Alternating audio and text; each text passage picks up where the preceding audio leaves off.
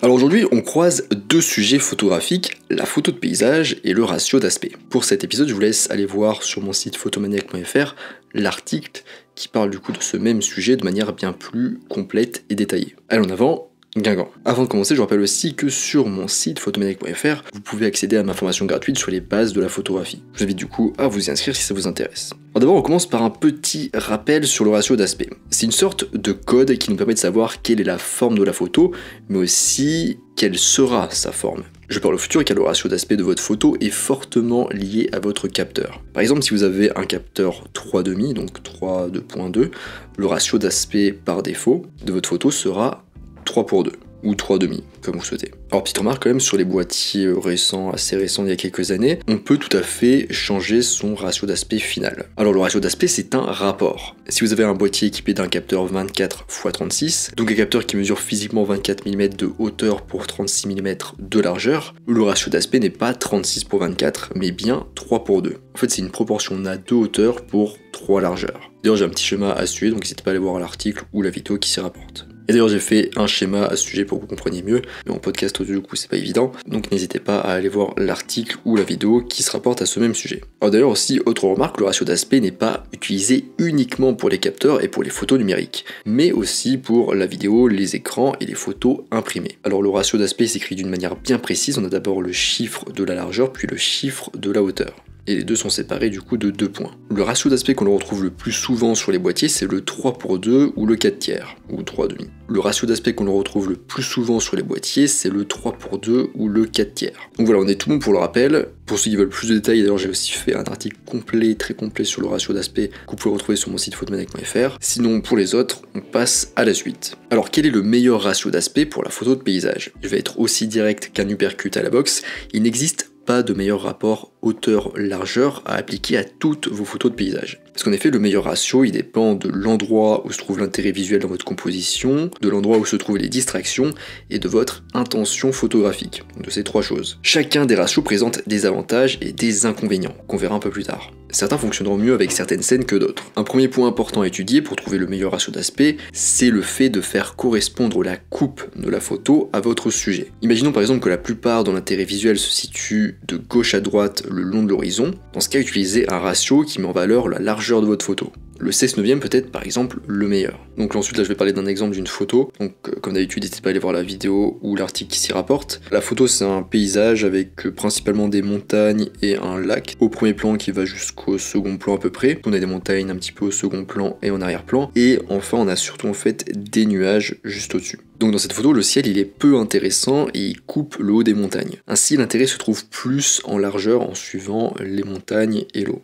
En revanche, si l'intérêt est à la fois vertical et horizontal, utilisez un ratio qui équilibre hauteur et largeur. Le 4/5 peut être le meilleur par exemple. C'est souvent le cas du coup lorsque vous avez un élément de premier plan ou lorsque votre photo comporte un ciel intéressant. Un deuxième point étudié pour trouver le meilleur ratio d'aspect, c'est le ciel. Donc j'ai un petit peu abordé juste avant, mais vérifiez bien sa contribution à la composition. Certaines formes de ratio affichent trop de ciel dans vos photos de paysage, parfois d'ailleurs aussi trop de premier plan. L'inclure atténue généralement l'impact de votre photo, à moins éventuellement d'exagérer son inclusion et de jouer avec l'espace négatif qui vous offre. Mais généralement, si le ciel n'ajoute rien, utilisez un ratio d'aspect pour le recadrer. Et enfin, dernier point de réponse pour savoir quel est le meilleur ratio d'aspect pour votre photo, c'est le média final de votre photo. En fait, on oublie souvent de se poser et de penser à cette question. Par exemple, est-ce que vous allez imprimer votre photo avec un grand tirage ou un petit tirage?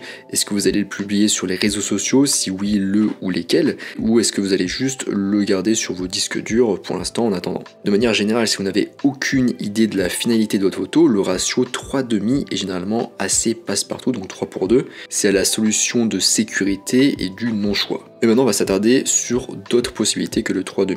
Bon, d'ailleurs, je vais aussi reparler un petit peu du 3,5, mais on va voir aussi d'autres ratios d'aspect. On commence avec le ratio 1:1, donc le format carré. Ce ratio donne à votre sujet plus de présence dans le cadre en resserrant votre composition. En effet, nos yeux se déplacent habituellement de gauche à droite du cadre lorsque nous parcourons une photo, mais avec une coupe carrée 1:1, nos yeux ont tendance à se poser au milieu du cadre, surtout si les éléments ont été disposés avec soin au centre. Utilisez cette forme lorsqu'il y a un centre d'intérêt clair et qu'il y a un intérêt visuel égal verticalement et horizontalement. Il vous offre aussi la possibilité de vous concentrer sur les détails du premier plan. Et enfin, le format carré est idéal pour simplifier une photo et est d'ailleurs bien adapté au paysage minimaliste. Et maintenant, le 4/3. En 4/3, un côté est plus long que l'autre, mais c'est quand même presque carré globalement. Utilisez-le lorsque la scène présente un intérêt à la fois vertical et horizontal. Vous pouvez avoir un paysage qui s'étend à l'horizon, vous pouvez avoir un paysage qui s'étend à l'horizon, donc ça peut fonctionner avec ce ratio, mais vous pouvez aussi avoir un ciel intéressant ou un élément de premier plan qui peut fonctionner avec ce ratio du coup. Avec la largeur présente, l'œil voudra naturellement se déplacer de la gauche à la droite du cliché. Ce format est parfait lorsque vous souhaitez minimiser les détails sur les bords de votre cadre tout en conservant une certaine hauteur. Le cadre restant relativement haut, vous pouvez l'utiliser en combinaison avec un objectif grand angle. Cela peut permettre de guider l'œil de votre spectateur à travers le paysage en mettant en valeur les lignes directrices du premier plan vers votre sujet,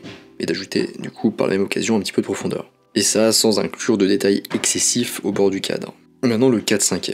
Il offre une vue légèrement plus large que le format 1:1 et un champ de vision du coup relativement plus large aussi. En règle générale, il est suffisamment large pour permettre la prise de vue des détails du premier plan et du sujet principal, mais tout de même pas assez pour entraîner des espaces inutiles. Maintenant le format 3:2, donc on l'a déjà un petit peu vu. En 3:2, la largeur est nettement plus longue que la hauteur, encourageant l'œil à se déplacer de la gauche de l'image vers la droite. Il est donc aussi plus difficile de capturer les détails du premier plan au grand angle en raison de l'espace vertical assez limité finalement, en orientation paysage du coup. Cette faible hauteur peut convenir aux scènes où l'intérêt du premier plan est faible ou nul, en particulier si vous utilisez des longueurs focales moyennes, comme par exemple le 35 mm. Vous pourrez capturer une grande partie de la scène devant vous, mais vous devrez faire très attention à votre composition.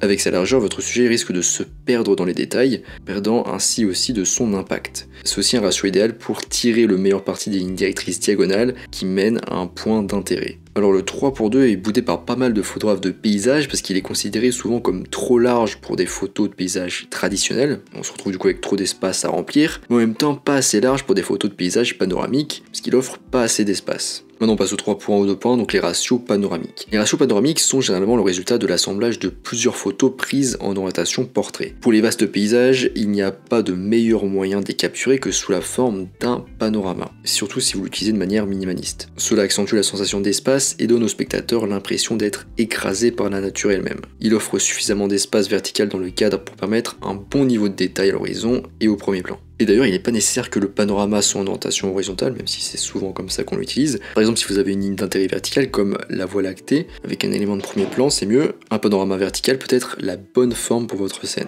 Et enfin, on a le 16/9, donc qui est aussi un format panoramique, mais pour grand écran. Avec le format 16/9, la scène est plutôt comprimée en hauteur avec une largeur dominante. Il est donc difficile d'attirer l'œil du spectateur à partir du premier plan. Il offre aussi une vue plus large et moins profonde, à cause de la plus faible hauteur que le format 2:1. Les paysages qui se prêtent le mieux à ce format sont notamment les vagues qui déferlent sur la plage et les montagnes ainsi que les lacs. Et pour un résultat un peu plus abstrait, vous pouvez aussi décider de ne capturer que des portions de paysage ou de réaliser aussi des ratios d'aspect comme ça avec des assemblages de photos comme on l'a vu juste avant. Alors maintenant, autre point et autre question, et si on passe en mode portrait, qu'est-ce qui se passe? Alors cela peut vous étonner, mais les deux orientations peuvent fonctionner en photographie de paysage. En effet, tous les paysages ne présentent pas des détails intéressants sur toute la largeur d'une orientation paysage. Et l'orientation portrait aide à éliminer les détails inutiles sur les bords de votre cadre.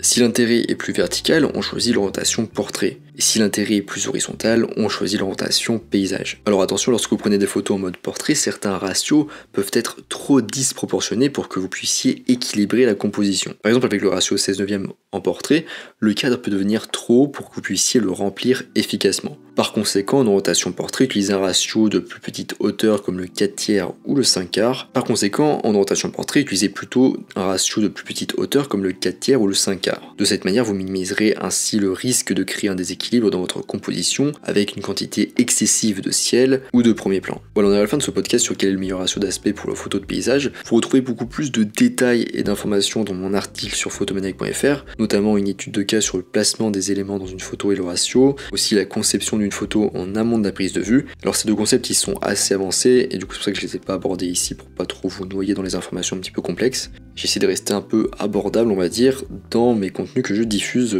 podcast ou vidéo. Je vous rappelle aussi que sur mon site photomaniac.fr vous pouvez accéder à ma formation gratuite sur les bases de la photo. Si ça vous intéresse, je vous laisse vous y inscrire. Moi je vous laisse ici à vos ratios et à vos paysages et je vous dis à bientôt sur les internets mondiaux.